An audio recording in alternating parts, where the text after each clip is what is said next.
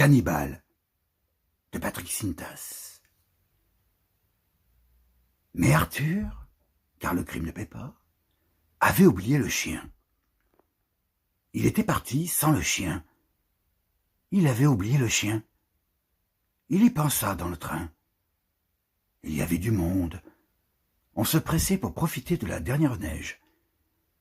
Il était parmi eux, vêtu comme eux, répondant aux plaisanteries par d'autres futilités, alors que son esprit pensait au chien. Il ne pensait pas à Joris. Le chien, lui, était sorti de la tête au dernier moment. Tout était parfait, pourtant. Joris était peut-être déjà mort.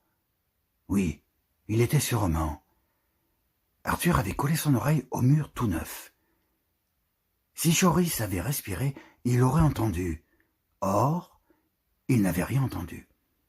Et il était resté contre le mur pendant des heures. Et c'était ces heures qui étaient responsables de cet oubli. Ce ne serait pas un chat qui conclurait cette histoire, mais un chien. Et lui aussi avait oublié l'animal. Certes, il ne l'avait pas emmuré avec Joris. Le trou était à la mesure de la victime, qui ainsi était condamnée à l'immobilité.